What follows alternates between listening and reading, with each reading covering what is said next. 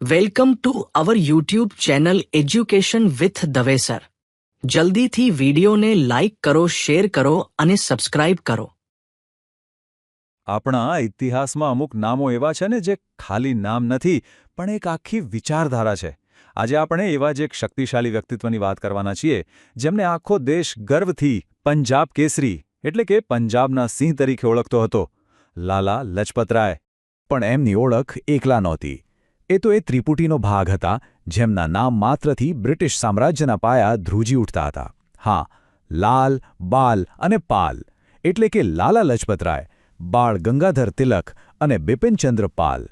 આ ત્રણેય મળીને રાષ્ટ્રવાદની આગને એક નવી જ દિશા આપી દીધી હતી. તો કોણ હતા પંજાબના આ સિંહ? ચાલો એમની આખી સફરને જરા નજીકથી નિહાળીએ. જુઓ, લાલા લજપતરાય ખાલી એક સ્વાતંત્ર્ય સેનાની જ નહોતા. એ તો એ જમાનાના યુવાનો માટે એક જીવંત પ્રેરણા હતા. એમનું વ્યક્તિત્વ, એમની નિડરતા અને દેશ માટેનું એમનું સમર્પણ એવું હતું કે લોકો આપોઆપ એમની તરફ ખેંચાઈ આવતા. પણ તમને ખબર છે એમની આ લડતની શરૂઆત ક્યાંથી થઈ? કોઈ રાજકીય મેદાનથી નહીં, પણ લોકોની સેવાથી. 28 જાન્યુઆરી 1865ના રોજ એમનો જન્મ થયો. ભણવામાં તો એટલા હોશિયાર કે કોલેજમાં સ્કોલરશીપ મળી. પછી વકીલાત શરૂ કરી, કારકિર્દી પણ જોરદાર ચાલતી હતી.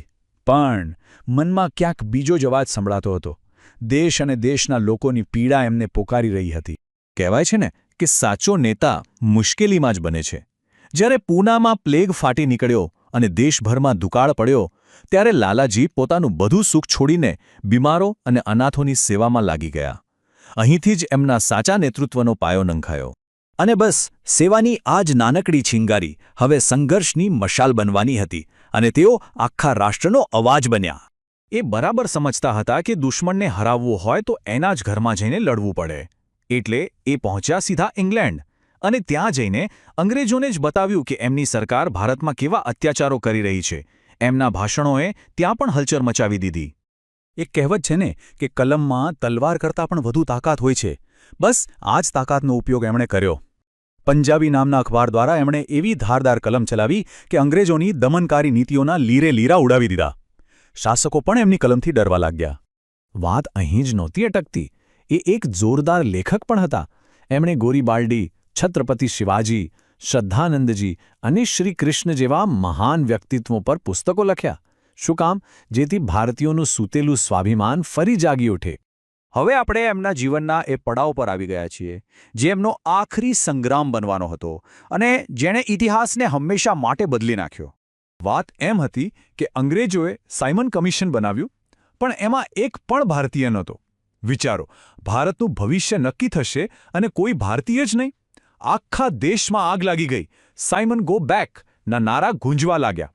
અને આ વિરોધના સેનાપતિ કોણ હતા? લાલા લજપતરાય.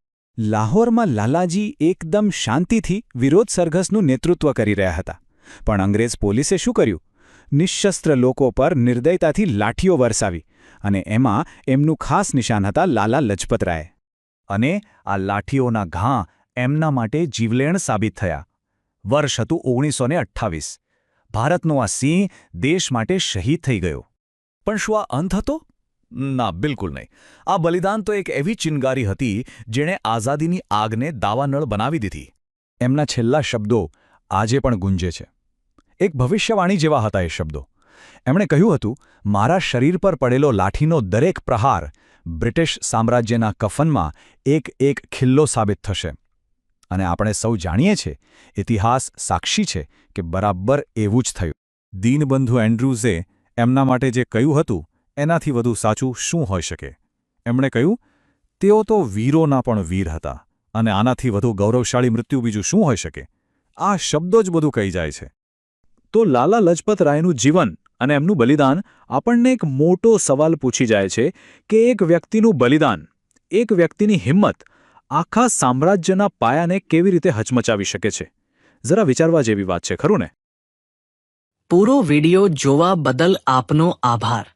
જો આપને વિડિયો ગમ્યો હોય તો ચેનલને સબસ્ક્રાઇબ કરવાનું ભૂલતા નહીં, સાથે શેર કરવાનું પણ ભૂલતા નહીં.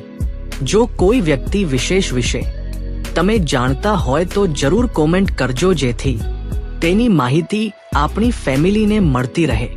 જો કોઈ મંતવ્ય હોય તો જરૂર જણાવવા વિનંતી. આભાર.